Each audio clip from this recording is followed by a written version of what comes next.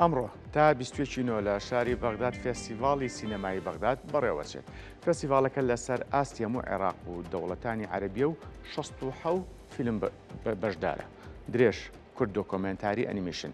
فیلمی سپی وەک سوور لە دەرهێنانی هونەرمەند کەریمۆ غەفور وەک تاکە فیلمی فیکشنی کوردی بەشداری پێشبڕکێی سەرەکیەکات و بەرهەمی وەزارەتی ڕۆشنبیریە.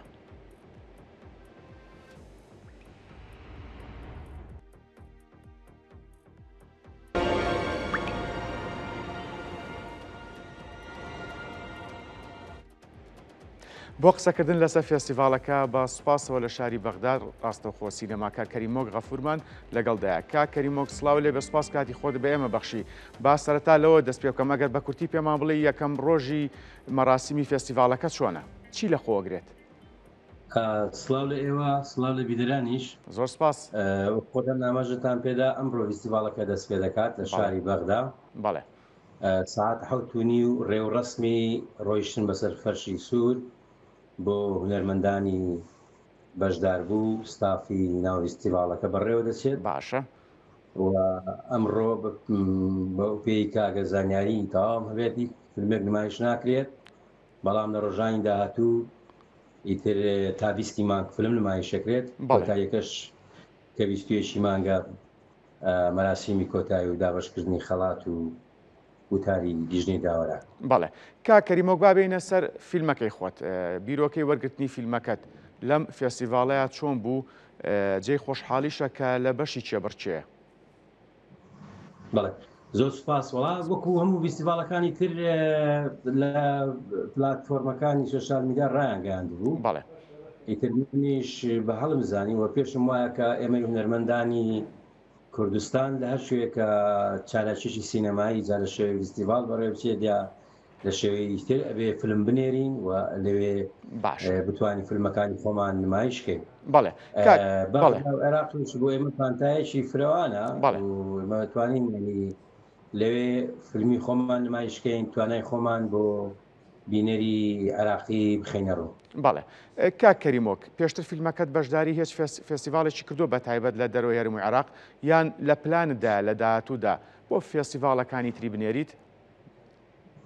ئەمە فیلمی سپی وەک سوور چەند مانجێکە هەموو کارەکانی پۆست پرۆداکشنی تەواو بووە. بەڵێ. لە مانجی شەشە ئێمە لێ بکاتەوە دەستمان کردووە بە بڵاوکردنەوەی فیلمەکەمان. بەداخەوە ئێمە لە کوردستان کۆمپانیای بڵاوکردنەوەی فیلممان تا ئێستا بە شێوەیەکی چالاک نییە، هەمویان لەسەر ئاستی تاکە کەس و گروپ بڵاوکردنەوەی فیلم بەڕێوە دەچێت کە ئەمە یەکێکە لە خاڵە هەرە خەوشەکانی ناوبواری سینەمای کوردی لە باشوور کە ئێمە دەستگایەک موەسسەک یان چەند موەسسەیەکی گرنگ نەبێت بۆ بڵاوکردنەوەی فیلمەکانمان. بەڵێ. بۆیە ئێمە خۆمان دەستمان پێکردووە بە هاوکاری کۆمەڵێک هاوڕێ لە ئێستادا بۆ ژمارەیەکی زۆر لە فێستیڤاڵی دەرەوە ناوخۆ نێراون چاوەڕێی وەڵامین ئێوە چاوەڕێ ئەوەن کە فیلمەکە لە بەشی سلێکشن دەرچێ و بچێ بۆ بەشی کۆمپەتیشن. بەڵێ. لە کوردستانیشەوە هەر چاوەڕێی هەردوو فێستیڤاڵە گەورەکەی شاری دۆک و شاری سلێمانی دەکەین هەڵبەت بەڵێشتری ناوچەیش لە ناوچەی خۆماندا. بەڵێ. بە هیواین فیلمەکەت لەسەر جەم فێستیڤالەکان چ لە ناوخۆ چ لە دەرەوە لە بەشی پێشبڕکێ وەربگیرێت و خەڵاتیش بەدەستبێنی. کا کەریمۆک، میکانیزمی وەرگرتنی فیلمەکان چۆنە؟ تەنها بەشی پێشبڕکێ لە فێستیڤالەکە هەیە یان فیلمیشەیە تەنها بۆ نمایشکردنە؟ بەڵێ.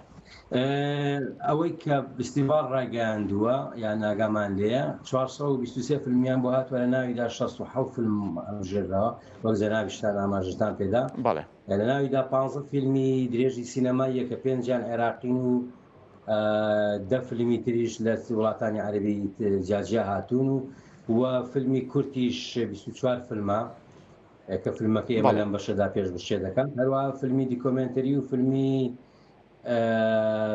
ئەنیمێشنیش هەیە. مەرجەکانیان هەر ئەوە بوو کە بەرهەمی ساڵی 2023 24 25 بێت. باشە.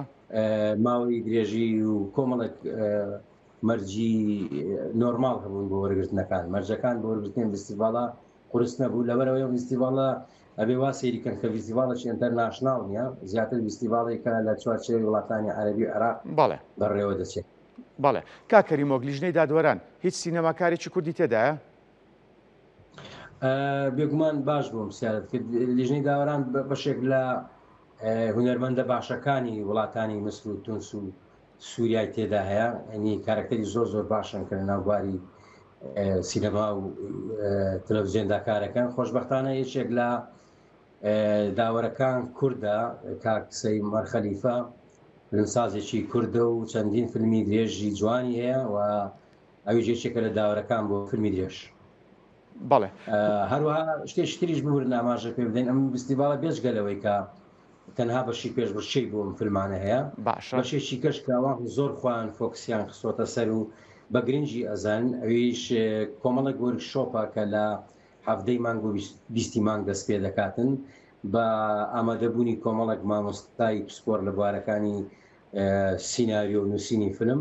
خۆشبەختانە یەکێک لە مامۆستا بەرەزەکان کە وەرکشۆپێکی دروستکردنی فیلم بەڕێوە دەبات کاک نەوزا شێخانیە کە ویشارێ دەرێنەرێکی کوردە لە دەرەواژیت ئامانجیان لەم وەرکشۆپانە زیاتر ئامانجێکی ڕاستەوخۆیە کە بتوانن لەو چوارچێوەدا ئامادەکاری بکەن بۆ دروستکردنی فیلم چکە خۆمان نەزانی نایشارینەوە کە شاری بەغدا و ئەم ناوچەیە لە ڕووی دروستکردنی فیلمەوە هێشتا نەکەوتنەتە سەرسکەی خۆی یان بە دیوێکی تر و ڕاشکاوانە برین سینەما لەم ناوچەیە سینەمایەکی بەهێز نییە بەڵێ دیار شۆکاری خۆی هەیە.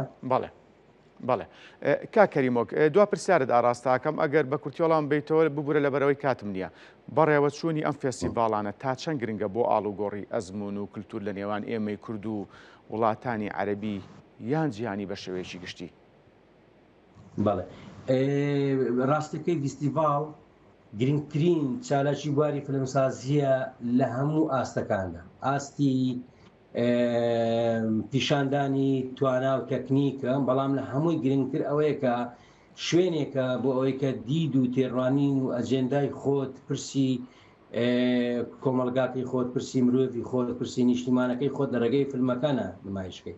بەڵێ فستیڤاڵ زۆر گرنگە بەتابەتی بۆ کورتە فیلم چکە کورتە فیلم شانسی زۆرتر لە فستیڤاڵەکانە و دواتری سۆسیال میدیا بەڵام فیلمی درێژ ڕەنگە شانسی باشتر بێت دەتوانین لە هەوڵەکانە بە تیکت ئێمە بەغدا بۆ ئێمە پانتایەکی فرانە بتوانین تێدا بەشداری بکەین لە ڕێگەی کللتور و هونەرەکەمانەوە بەشداریەکی ئەم کێشمە چێشم و ئەم هەموو گرفتە زۆرەی کە لە نێوان هەرێمی کوردستان و عێراقدا هەیە زیاتر من مەبەستم زیاتر لە مەبەستی کللتوریە و ئێمە دەتوانین چکە بەڕاستی ئەمە من بۆ سێم جارە لە بەغدا بە فیلم بەشداریەکەم ئاستی فیلمەکانی ئێمە زۆر جێگەی شانازین ینی بە دڵخۆشیەوە فیلمەکانمان ئاستێکی زۆر باش تۆمارەکەن کە ئەمەش جێگەی دڵخۆشیە.